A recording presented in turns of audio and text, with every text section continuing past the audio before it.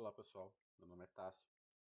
Eu estou aqui para fazer a resolução dos desafios que foram passados para vocês relativos ao assunto de retas e ângulos. Bom, o desafio é o seguinte: uma jogadora de futebol chuta a bola de uma distância de 30 metros em relação ao gol. A bola passa pelo ponto P de coordenadas x igual a 10 e y igual a 15, localizado no campo de jogo, e cruza a linha do gol no ponto Q de coordenadas x igual a 60 e y igual a 25. Suponha que a trajetória da bola seja uma reta. Então, a jogadora chutou a bola saiu de um ponto, foi para o outro, e ela fez esse movimento de forma que a gente pode descrever essa trajetória da bola a partir da equação de uma reta. Beleza. Desafio 1. Determine a equação da reta que representa a trajetória da bola. Então, ele quer saber qual é a equação que determina a trajetória dessa bola para qualquer ponto. A gente tem dois pontos, a gente sabe que essa bola ela vai se movimentar em uma linha reta, então a gente consegue determinar a equação dessa reta. De que modo? A gente tem as informações de dois pontos, do ponto P e do ponto Q, os quais a gente conhece as suas coordenadas, tanto em x quanto em y. E também sabendo qual o tipo de equação a gente vai trabalhar, né? É uma equação de uma reta, então a gente vai conseguir, a partir das informações que foram dadas para a gente, determinar essa equação. Primeiro, escrevendo uma equação genérica da reta, né? Eu vou dizer que a minha equação dessa reta é y é igual a mx mais n. O x é a variável independente, o y é a variável dependente, porque depende do valor do x. E eu tenho também os meus dois coeficientes. O coeficiente m, que é o coeficiente angular dessa reta, é aquele que está multiplicando a minha variável independente, que é o x. E eu tenho também o n, que é o coeficiente linear, o que vai dar a posição inicial da bola. Certo? Eu ainda preciso descobrir quais são esses coeficientes angular e linear. E eu vou fazer isso a partir das informações que me foram dadas na questão. Os pontos que me foram dados.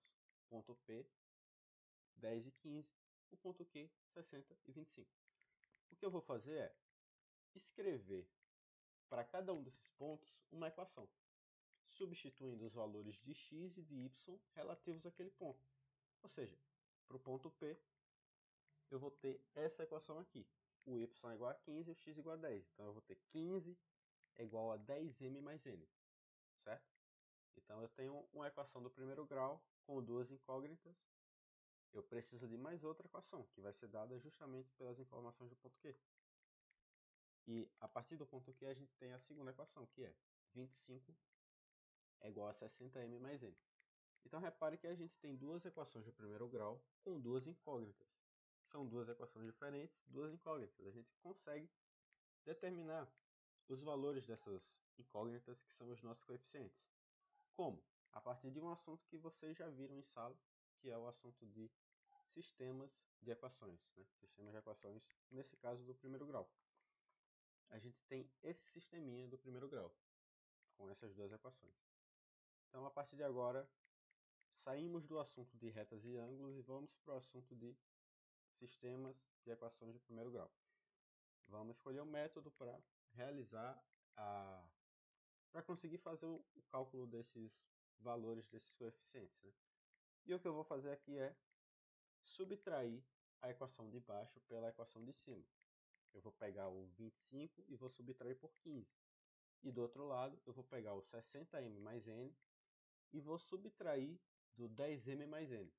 Vai ficar do seguinte modo: 25 menos 15 é igual a 60m mais n menos, entre parênteses, 10m mais n. Perceba, por que eu fiz isso? Porque nas duas equações, o coeficiente linear está multiplicado pelo mesmo número, o número 1.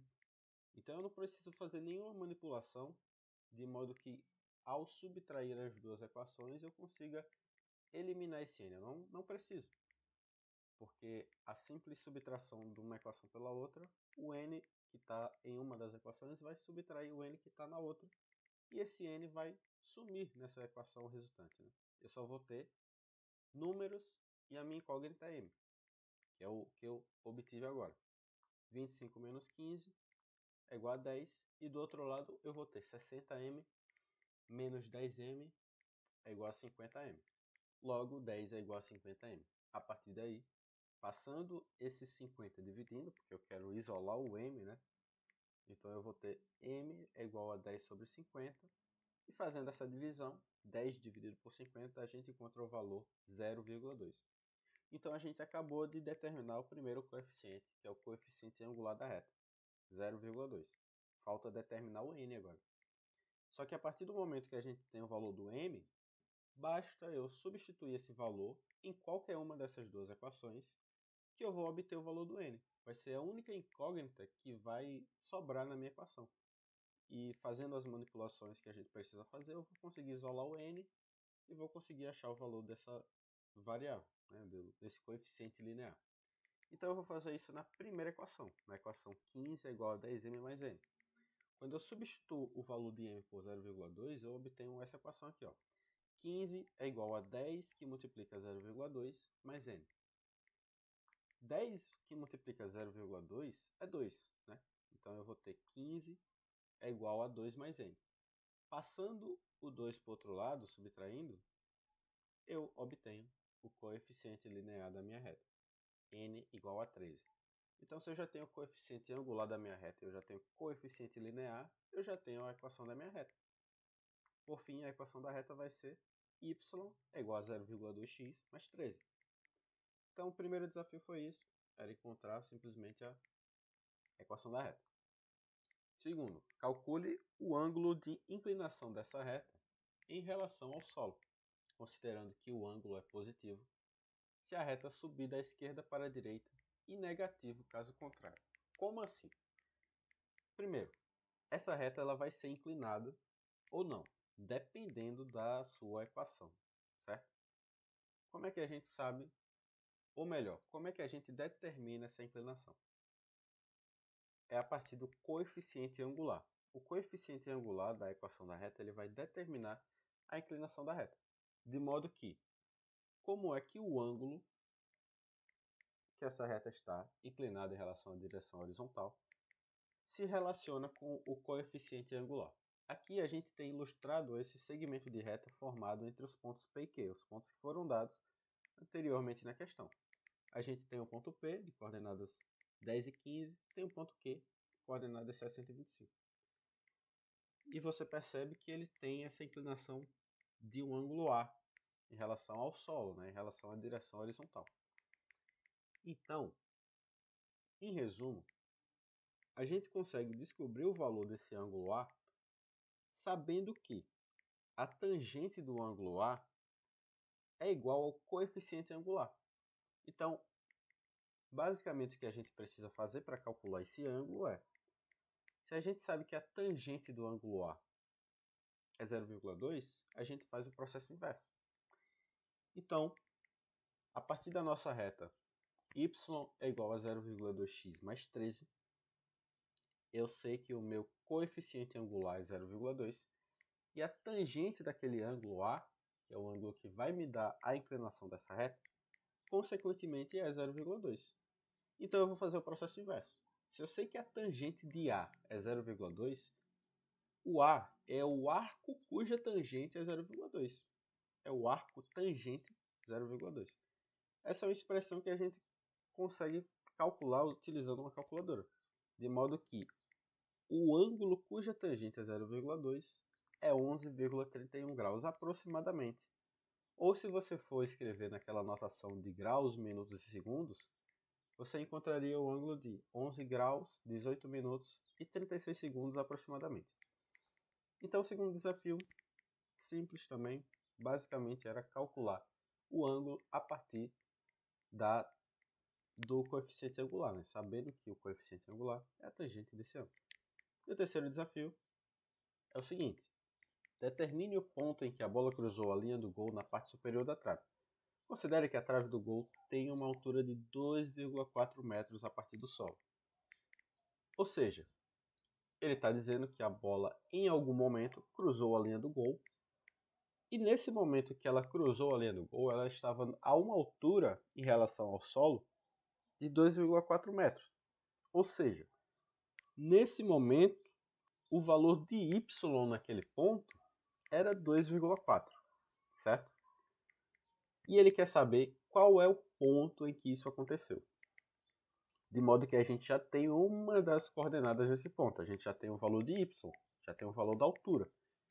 Então, se a gente tem o valor da altura, o valor de y, e a gente tem a equação da reta, que é a equação que vai nos dar ou x ou y para cada um dos pontos que essa bola passa na sua trajetória, a gente consegue utilizar a equação da reta para determinar o valor de x quando ela estiver nessa altura 2,4 metros. Então é isso que a gente vai fazer, para conseguir determinar todas as coordenadas desse ponto. Então, lembrando que a nossa equação da reta é y é igual a 0,2x mais 13, a gente vai pegar o y e substituir o valor de 2,4. Y é igual a 2,4. A partir daí, a gente vai ter uma equação simples, só com a incógnita x, né? A coordenada x, que é o que a gente precisa descobrir. Então, 2,4 é igual a 0,2x mais 13. Eu vou subtrair por 13 dos dois lados, ou simplesmente passo o 13 para o outro lado subtraindo. 2,4 menos 13 é igual a menos 10,6. E aí eu vou passar esse 0,2 dividindo. Quando eu passar o 0,2 dividindo e isolar o x, eu vou encontrar o valor de x como sendo igual a menos 53. Então, se eu já tenho o valor de x e eu já tenho o valor de y, eu já tenho o ponto no qual essa bola cruzou a linha do gol determinado. Porque eu tenho a coordenada x e eu tenho a coordenada y. Eu já tenho todas as coordenadas que eu precisava para determinar. Chamando esse ponto de um ponto A, esse ponto vai ser menos 53, 2,4. As coordenadas dele. Então, é basicamente isso, esse desafio 3. Espero que vocês tenham gostado do vídeo. Se inscrevam no canal. E muito obrigado pela sua atenção.